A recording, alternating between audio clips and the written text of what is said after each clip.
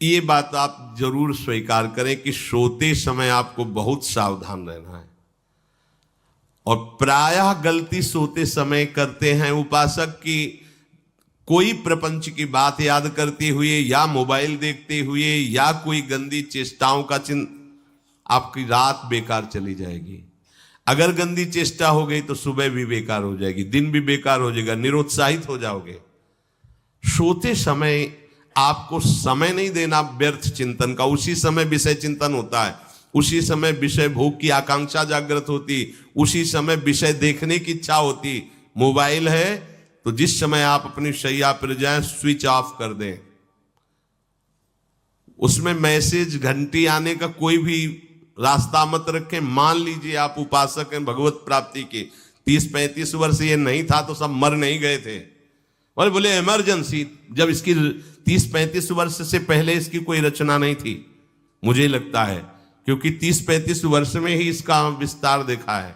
नहीं तो कभी किसी के पास मोबाइल नहीं। कोई बड़े अधिकारी तो इतना बड़ा वो, इतना बड़ा वाला वो ऐसे रखते थे नहीं तो मोबाइल तो हमें लगता है 30-35 वर्ष। तो फिर इमरजेंसी कैसे चलती थी, कैसे चलती थी इमरजेंसी? और आप ब्रह्मा हो क्या कि इमरजेंसी संभाल लोगे? स्विच ऑफ करो। जो सब इमरजेंसी संभालने के लिए तैयार, रात दिन न सोता है, वो हर समय जागृत रहता है, वो हमारा आराध्य देव है। स्विच ऑफ करो, चिंतन लगाओ श्री जी का।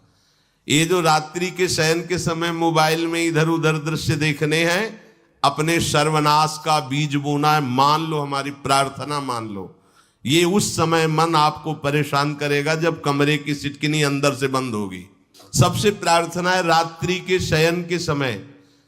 तो बोले फिर ठीक है 10 बजे तक देख लेंगे मोबाइल, इसके बाद शयन के समय भजन कर लेंगे। होगा ही नहीं। क्या तुम देखना चाहते हो? प्रिया प्रीतम के सिवा और कुछ क्या देखना चाहते हो?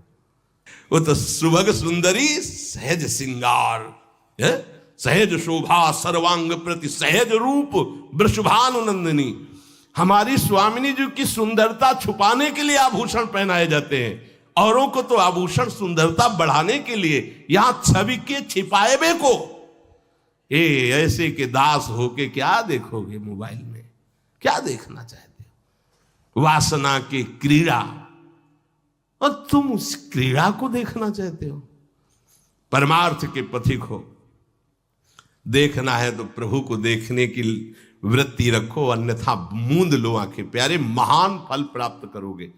सबसे प्रार्थना है एकांत में मोबाइल रूपी दुश्मन से बचो। क्योंकि जब आप गंदी बात कहीं देखोगे तो आपके अंदर वैसे ही चिंतन बनेगा, वो ऐसे ही लगेगा मैं भी ऐसा करूं, मैं भी ऐसा भोगूं, मैं भी ऐसा देखूं। मान लीजिए आप, जब हमारे शास्त्र कहते हैं कि पशु पक्षियों के मैथुन को भी नहीं देखना है, अगर ऐसा एक बार दृष्टि पड़े तो मानसिक प्रणाम करके दोबारा दृष्टि न देना। और आप मोबाइल में ऐसी चेष्टाएं देखोगे, कैसे आप भगवत भजन करोगे? कैसे भगवत प्राप्ति का उद्देश्य रख पाओगे? ये कलयुग की बहुत महीन चाल है कि उसके बिना काम नहीं चलेगा और हम तुम्हें काम से युक्त कर देंगे। इसके बिना काम चलेगा नहीं, तुमको रखना पड़ेगा। और जब तुम इसे रखोगे तो हम काम अपना कर लेंगे। कलयुग ने कहा हम अपनी व्यवस्था बना लेंगे। यहां कह रहे जब आप नींद में जा रहे हैं तो बिल्कुल मानो मृत्यु शैया पे जा रहे हैं। आपको उस समय नाम जप में बहुत ध्यान देना है, कहीं मन बहक ना जाए। तो क्या होगा, 5-6 घंटे जो आप लेटोगे ना, वो भी भजन हो जाएगा। हमारा जो सततम योमाम स्मरति नित्यशा है ना, ये पूरा हो जाएगा। नहीं, उस समय हम सो जाएंगे तो हमारा 6 घंटे का भी योग हो गया, 6 घंटे भजन रुक जाएगा। और ये 100% पक्की बात अनुभव की कहते हैं। यदि सोते हुए भजन करोगे तो जगते, कई बार तो पकड़ा है कि अगर आधे पद में बेशुद्ध हो गए तो वो पद पूरा जगते ही शुरू हो गया है। मतलब बीच में स्थिति भागवती की रही। जैसे बेहोश करते समय हमने कहा था जब ऑपरेशन के हमें बता देना, तो उनका बाबा अब इंजेक्शन लगाने वाले हैं तो वो 1 मिनट हमें केवल दीजिए, अपनी चित्तवृत्ति। तो जब होश आया तो वही पहले चिंतन चल रहा था, वही चिंतन। जैसे सोने के समय बेहोश हुए तो जगने के समय वही चिंतन, ऐसे ही इंजेक्शन से जब बेहोश हुए और जब होश आया तो वही चिंतन चल। बहुत बड़ा चमत्कार अभ्यास का है। नींद खुले तब से लेकर गाढ़ नींद आने तक स्मरण में कभी रुकना नहीं। और आपको एक छूट दे रहे हैं। कभी कभी क्या होता है कि एक मंत्र में, एक नाम में जैसे बहुत देर अभ्यास करते हैं तो मन उबने लगता है। इसका स्वभाव है, ये अनुभव की बातें कहते हैं। इसका स्वभाव है नवम नवम, नहीं तो ये मतलब, तो इसको हम लोगों ने कैसे फंसाया है। जैसे गुरु मंत्र जप रहे, अब 2-3 घंटे लगातार गुरु मंत्र जप, अब इसको उबन बढ़ी, अब ये छोड़ रहा है, बीच बीच में पता चलता है छोड़ना चाहता है, छोड़ रहा है, तुरंत इसको नाम में फंसाया। अब थोड़ी देर नाम में चला, फिर उब रहा है, बहुत विचित्र है ये, अब उसको फंसा दिया। उस पीछे की बात अभ्यास के समय, नमामि शमीशान निर्वाण रूपम विभुम व्यापकम ब्रह्मवेद स्वरूपम। चिंतन, पदगान कर रहे, ये भगवान शिव पदगान कर रहे हैं, और उसका चिंतन, निर्वाण रूपम विभुम व्यापकम ब्रह्मवेद स्वरूपम। अब अपने यहां अवसर है, सुंदर सुंदर कोई पद गुरु मंत्र जब करते हुए मन जब उमने लगे, राधा वल्लभ श्री हरिवंश, राधा वल्लभ श्री हरिवंश, राधा वल्लभ श्री हरिवंश, इसमें भी उमने लगे, शुरू कर, जोई जोई प्यारो करे सोई मोही भावे, भावे मोही जोई, इसमें भी उबले लगे। सुधा निधि का कोई एक लाइन ले लो, ब्रह्मेश्वरादि सुदुरूह पदारविंद श्रीमत् पराग परमाद्भुत वैभव, ब्रह्मेश्वरादि सुदुरूह छोड़ना नहीं है, तू भाग में नवम नवम दे रहा हूं, नवम नवम। इसको फंसाने के लिए आपके पास अस्त्र हो, जैसे यहां चाकू, यहां पिस्तौल, तलवार, ये वो सब बिल्कुल वीर सजा रहता है, ऐसे ही अपने लोग सजे रहते। छोटा राधा, अब एकदम चिपक गया है, तो कैसे मारे, तो छोटी चाकू है ना वैसे, राधा राधा राधा, थोड़ा दूरी राधा वल्लभ श्री हरिवंश, थोड़ा और दूरी गुरु मंत्र, बड़े बड़े अस्त्र अपने पास रख ले, बहुत भाग रहा है तो फंसा दिया। प्रथम यथावति प्रणव श्री, अब लग पूरा पदगा, पूरा पदगा उसमें लग, प्रथम यथामति प्रणव।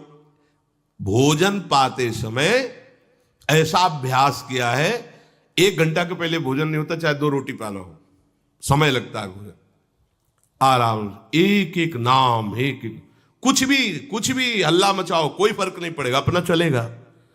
अभ्यास स्नान के समय, भोजन के समय, किसी क्रिया के करते समय, किसी से बात करते समय, सोते समय, ये विशेष स्थान जहां में सावधान रहना है। यहां भजन छूटता है, ध्यान देना, यही भजन छूटता है। चलते समय, क्रियावान होते समय, प्रसाद पाते समय, या किसी से बतराते समय, ये सब भजन के छूटने के स्थान है, और यहीं पकड़ना है भजन को। जब आपको बिल्कुल न लगे तो मानसिक सब बंद कर दो और गुनगुनाने लगो, जो धुनी आपको अच्छी लगे उसी में नाम, कोई नाम लेके, संसार का चिंतन न होने पावे, चाहे जो कुछ तुम जहां तुम्हारा मन आवे, गंगावरी गोदावरी कुछ भी, भागवतिक चिंतन के सिवा संसार के चिंतन न होने पाए। पहले ऐसे अनन्य बनो, फिर बाद में अनन्यता आती, रसना कटो जो अनरट। हाँ भी विषय चिंतन कर रहे हैं, प्रपंच कर रहे हैं, बोले रसना कटो जो अनरटो, और नहीं बोल सकते, प्रपंच बोलेंगे बस, रसना कटो, ये शब्द वहां नहीं आते। पहले हम आपको छूट देते, भक्त चरित्र, भगवान की चरित्र, नाम, कीर्तन, मंत्र, जो भी चाहो, संसार का चिंतन मत होने देना, पहले ये पकड़ो, फिर आगे चल करके जब पवित्र हृदय होगा तब ये निष्ठा आती, रसना कटो जो अन रटो, निरखियन फुटो नयन। मान लो संसार का चिंतन नहीं करने देना है इसको, आप जैसे बने वैसे करो भागवतिक चिंतन, कोई नाम ले लो, कोई मंत्र ले लो, तुम्हें जो प्रिय लगे, हम छूट देते हैं। ये नहीं करे कि रसना कटो जो अन रटो, ये बाद की बात है, हमें पहले इसका संसार चिंतन रोकना है। कैसे छूटेगा, कैसे छूटेगा, हमें यह पकड़ना है, नहीं तो निष्ठा की बात। जो हरि नाम जगत त्रिशिरोमणि वंश बिना कब हूं, हरिवंश बोलेंगे नहीं, हरि बोलना नहीं है, हरि बोलना नहीं, क्योंकि जो हरिनाम जगत त्रिशिरोमणि वंश बिना, और हरिवंश बोलना नहीं है क्योंकि प्रपंच में रति। तो क्या करो, जो तुम्हें प्रिय लगे पहले उसे पकड़ो, ये हम अंदर की बात करें, प्रवचन की बात नहीं कह रहे। मन को फंसाना है हमें। राम कृष्ण हरि जहां लगे इसको लगाओ, पहले इसको फंसाओ, संसार का चिंतन न होने दे। गीता भागवत भक्त चरित्र कुछ भी कहीं भी इसे फंसाओ, पहले संसार का चिंतन न होने दो, फिर लाओ इसको घुमा के निकुंज वाटिका में। फिर तो भागेगा ही नहीं, फिर नहीं भागेगा। अब सीधे निकुंज वाटिका में किसी महाभाग्यशाली गुरु आश्रित का लगेगा, अन्यथा बहुत प्रपंची मन है। आप आश्रय इधर का लोगे, प्रपंच का चिंतन करोगे, बात बनेगी नहीं। चिंतन छोड़ना है हमें, जैसे बने तैसे संसार का चिंतन छूट जाए तो हम विजय को प्राप्त होंगे। ध्यान दीजिए, इस परमात्म तत्व को वही प्राप्त कर पाता है जिसका राग बीत गया है, खत्म हो गया है, वैराग्यवान। ज्यादा परिश्रम नहीं है वैराग्य में, विवेक नहीं होने के कारण हम वैराग्य नहीं धारण कर पाते। हम बाहरी बातों को वैराग्य ले लेते हैं, ऐसा कपड़ा बदल लेना या कपड़ा ना पहनना या लौकी का कमंडल, मिट्टी का पात्र, तो हम अपने को वैरागी। बात यहां नहीं रुकेगी। वैराग्य का इतना ही मतलब नहीं, ये भी एक बाह्य अंग है वैराग्य का, पर वैराग्य का सच्चा स्वरूप है वीतरागा। कहीं कुछ भी अच्छा नहीं लग रहा, कोई भी सुख आकर्षित नहीं कर रहा, लोक लोकांतर की प्रतिष्ठा, मान, सुख, ऐश्वर्य, व्यक्ति कुछ अच्छा नहीं लगा, राग खत्म हो गया। ऐसा उस अक्षर ब्रह्म को, अविनाशी तत्व को जान पाता है। जगते भयो फिरे बैरागी। जैसी हरिवंश प्रपंच बंच सब ये काल ब्याल को खायो। हालत यह है कि जैसे सांप ने मेढक को पकड़ रखा और मेढक सामने पतिंगा को, कीड़े को पकड़ना चाहता है, उसे यह पता नहीं कि मैं खुद किसी का कवल बन चुका हूं, वो एक झटके में मुझे अपने पेट में ले जाएगा। ऐसे ही हम सब हैं, काल के द्वारा ग्रसित है। काल ने हमें पकड़ रखा है, पर हम भोग भोगना चाहते हैं, हम नाना प्रकार की मान प्रतिष्ठा पाना चाहिए। ये पता नहीं एक झटके में हमारा अस्तित्व ही खत्म हो जाएगा। जिनके अंतःकरण में किसी भी व्यक्ति, वस्तु, स्थान, पद, प्रतिष्ठा का राग ही नहीं रह गया है, उसे कहते हैं वैराग्य वान। वीतरागाह, राग ही नहीं है। जिनका अंतःकरण निष्पाप निर्मल हो चुका है, जिनके हृदय में केवल भगवत प्राप्ति की उत्कट लालसा जागृत हो गई है, ऐसा साधन संपन्न उपासक परमात्म तत्व में प्रवेश पाता है। अध्यात्म मार्ग की ऊंचाई पर वो स्थित हो जाता है। यदि छंतु ब्रह्मचर्यम चरंती, जिनकी इच्छा एकमात्र भगवत प्राप्ति की है, यदि छंतो, तो उनको क्या करना होगा? ब्रह्मचर्यम चरंती, ब्रह्मचर्य का पालन करना होगा। प्रत्येक इंद्रियों का निर्विषय हो जाना वास्तविक ब्रह्मचर्य है। केवल जनेंद्री से ही ब्रह्मचर्य को नहीं लेते। हमारी प्रत्येक इंद्री भोगों से रहित होकर भगवत अनुराग में, नेत्र प्रभु को देखना चाहते हैं, त्वगेंद्री प्रभु को स्पर्श करना चाहती है, घ्राणेंद्री प्रभु के श्री अंग की गंध पाना चाहती है, श्रवणेंद्री प्रभु के वचन सुनना चाहती है। एक एक इंद्री अपने प्रभु में लग गई, अंतर्मुख हो गई, बाहर विषयों का त्याग हो गया। इसे ब्रह्मचर्य कहते हैं। पर प्रारंभिक ब्रह्मचर्य में जनेंद्री का ब्रह्मचर्य अत्यंत आवश्यक है। यदि जनेंद्री जन्य व्यभिचार दोष से युक्त है तो कदापि उसे भगवत प्राप्ति नहीं हो सकती। शुभ गति व्यभिचारी शुभ गति चाहे, असंभव। और भगवत मार्ग में सबसे बड़ा दुश्मन यही व्यभिचार दोष है, काम। इसी से हमारा हृदय मलिन होता रहता है, अंधा बटे और पड़ा चबाए वाली दशा रहती है। हमें 50 वर्ष हो गए। अरे 50 जन्म हो जाए, तुम व्यभिचार करो, गंदी बातें करो, गंदे चिंतन करो, सो समय व्यतीत कर, अनंत जन्म व्यतीत हो गए, भगवत प्राप्ति हुई क्या? 50 वर्ष से भगवत प्राप्ति हो जाएगी क्या? 5 मिनट काफी है भगवत प्राप्ति में, एक बार नाम काफी है। वो स्थिति तो लाओ। बार बार बहिर्मुख वृत्तियों के द्वारा विषयों में सुख बुद्धि कर लेने से हमारा सारा का सारा अध्यात्म चिंतन बदलता रहता है, इसलिए लाभ नहीं मिल पाता, एक रस चिंतन नहीं रह पाता। बार बार विक्षेपी विषय करते रहते हो, हम सहते रहते हैं और भोगते रहते हैं। एक बार तो हिम्मत करके उठो, अवलो नशानी अब ना नशई हो, एक बार तो दृढ़ बनो। बस मन के अनुकूल चलने की बात को तुम्हें रोकना होगा, तभी तुम्हारे अंदर यदि क्षंतो, ऐसी इच्छा जागृत होगी। पक्का पक्का ऐसा ही है, जब हम किसी विषय के वेग को सहते हैं, विषय नहीं भोगते, तो मन बहुत जलाता है। उस जलन में फिर एक ही बात होती है, बस भगवत प्राप्ति हो जाए, झंझट खत्म हो जाए। कब तक हम इसमें चलेंगे? एक बार भगवत, वो जलन हमको भगवत प्राप्ति की इच्छा प्रकट करती है। अपने लोग क्या करते हैं, जलन को मिटाने की कोशिश करने लगते हैं, तो भगवत प्राप्ति की इच्छा क्या, भोग प्राप्ति की तृष्णा जागृत हो जाती है। भोगे हुए भोगों को बार बार भोगने की इच्छा का नाम तृष्णा है। बाहर और भीतर से कोई सहयोगी नहीं, जल रहा है उपासक, तब रास्ता निकलता है भगवत प्राप्ति का, तब इच्छा प्रकट होती। अब नहीं, बहुत जल लिया, अब तो केवल प्रियाजू के समीप जाना है, अब तो प्रभु के सानिध्य में रहना है, नहीं इन भोगों की जलन में जलना है। पर यहां तक पहुंचने के लिए जलना होगा, तभी लिखा सहित सहित बाढ़ है भगति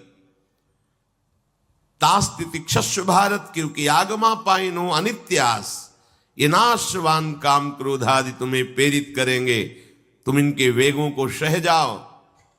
ये स्थायी नहीं है, आगमा पाइनो है, आने जाने वाले हैं, और ये सहन करने से नष्ट होते हैं, भोगने से बढ़ते हैं। यदि क्षंतो, अगर भगवत प्राप्ति की इच्छा है तो ब्रह्मचर्यम चरंती, ब्रह्मचर्य का पालन करना ही होगा, इसमें कोई गुंजाइश नहीं, क्योंकि आप चल ही नहीं सकते। ध्यान से सुन लो, ये मनोरंजन का मार्ग नहीं है, इसमें मन ही मार तनहारिक वृंदावन में गाज, इसमें मन मारना होगा। प्रायः ये मन को दुलार करने वाले लोग कभी भाग्य से सत्संग में भी आ जाते हैं, कभी श्री विग्रह के दर्शन करने भी मंदिर पहुंच जाते हैं, कभी तीर्थ याटन भी करते हैं, पर इनका कोई लक्ष्य नहीं होता। आज सुन लिया सत्संग, बढ़िया है, लक्ष्य नहीं होता। यहां लक्ष्य वालों की बात हो रही। यदि क्षंतो, यदि तुम्हारी ऐसी इच्छा जागृत हो रही किसी जन्म में भगवत प्राप्ति करनी, तो ब्रह्मचर्यम चरंती, आप सच्ची मानिए, जिसके निकालने में तुमको सुख की अनुभूति हो रही, उसको रोकने में कितनी सुख की अनुभूति होगी। उन्मत्त हो जाओगे, बहुत जल्दी आपके सारे के सारे करण भगवदाकार होने लगेंगे यदि आप ब्रह्मचर्य का पालन करेंगे। शरीर स्वस्थ, हल्का, मन प्रसन्न, नींद आदि पर विजय, कितने गुण ही गुण। और ब्रह्मचर्यहीन आलस्य, प्रमाद, भोगों का चिंतन, मन का डिप्रेशन में पहुंचना, कमर में दर्द, टांगों में दर्द, सर में दर्द, घबराहट होना, बिना किसी कारण के मन भयभीत हो रहा है, भोजन अपच हो रहा है, बिना किसी प्रक्रिया के वीरनाश हो रहा है, बिना किसी प्रक्रिया के। काहे को मृत्यु स्वयं स्वीकार कर रहे हो, ये मृत्यु है। चाहे भगवान दत्तात्रेय जी बोल रहे हैं या भगवान कपिल देव जी बोल रहे हो, जब उपासक को संबोधन करते हैं भगवत प्राप्ति के लिए, तो कहते हैं कि इस भोग वृत्ति को साक्षात मृत्यु रूप देखो, ये मृत्यु है तुम्हारी। जब शरीर राग त्यागना है तो तुम शरीर से भोग भोगोगे तो आसक्ति शरीर की पुष्ट होगी, आसक्ति भोग सुख की पुष्ट होगी, है नहीं। कितने दिन शरीर रहेगा, कितने दिन भोग रहेंगे। विचारवान बनो, ब्रह्मचर्यम चरंती, ब्रह्मचर्य का पालन करो। उपासक जो ब्रह्मचारी होता है उसका खिला हुआ चेहरा रहता है, जैसे कमल खिला हुआ, बिना किसी कारण के उसकी मुख मुद्रा में प्रसन्नता होती है। जो ब्रह्मचर्यहीन होता है बुझा हुआ चेहरा होता है, तेजहीन, बिना किसी कारण के वो शोकग्रस्त लगता है। बैठा है, आपको लग रहा है शांत है, लेकिन आप चेहरे को देखो, वो एक शोकग्रस्त है, कुम्हलाया हुआ चेहरा, अशांत चेहरा। मुख प्रसन्न, तन तेज विराजा, यह है ब्रह्मचर्यम चरंती, भगवत आराधन संपन्न उपासक का। जैसे आग में पैर रखते हुए कोई चले तो कैसे चलेगा, ऐसे ही ब्रह्मचारी की पहचान है। इतनी स्फूर्ति उसके अंदर होती, जैसे आग में चलने वाला पूरा पैर नहीं रख पाएगा, अगला कदम रख देगा क्योंकि ताप लग रहा है, ऐसे उसकी स्फूर्ति होती पैरों में। उसकी आंखें एकाग्र रहती है, चंचलता इधर उधर या बार बार झपकना यह विषयी पुरुष का लक्षण है। बार बार पलक झपकना यह विषयी पुरुष का लक्षण है। इधर उधर ताक झांक, चंचलता, ऐसा बैठे तिनका तोड़ रहा है, पैर हिला, ये सब विषयी पुरुष के लक्षण है। ये तो बिल्कुल साधारण स्पष्ट दिखाई देता है आदमी विषयी है या ब्रह्मचारी, एक सेकंड में लक्षण होते हैं। आपको जब भगवत मार्ग का अवसर मिला है तो गृहस्थ हो, संतान हो गई, ब्रह्मचर्य से रहो। नहीं चाहिए संतान तो भ्रूण हत्या, गर्भ हत्या जैसे महापाप करने की क्या जरूरत है। उसी वीर से संतान उत्पन्न होती है जिसको आप नष्ट कर रहे हो, जिसको आप ऐसे पानी में बहा रहे हो, व्यर्थ फेंक रहे हो, तो उसको भ्रूण हत्या का पाप लग रहा है, तो तुमको पुण्य लग रहा है, वीरपात कर रहे हो तुम्हें भी वही हत्या लग रही है, क्योंकि उसमें वही जीवात्मा है जो मां के गर्भ में जाके बालक रूप धारण कर लेती है, उसको तुम नष्ट कर रहे हो। पर बुद्धि भ्रष्ट हो गई है, समझ में नहीं आता, व्यर्थ में वीरपात करते हो, व्यर्थ में। तुम्हारा भजन बनेगा, तुम अध्यात्म के योगी बनोगे, मजाक है अध्यात्म का मार्ग। होश में हो जाओ, ये मन के दुलार को बंद करो। जब तक इच्छा ही नहीं भगवत प्राप्ति की, तो फिर तुम कैसे भगवत प्राप्ति कर पाओगे। भगवत प्राप्ति की इच्छा कैसे होगी जब तुम्हारी इस तरह से निंदनीय वृत्तियां हैं। इंद्रियों को दुलार कर रहे हो, मन को दुलार कर रहे हो, भगवत प्राप्ति चाहते हो, आचरण नीच और चाहते हो उच्च पदवी। सावधान हो जाओ।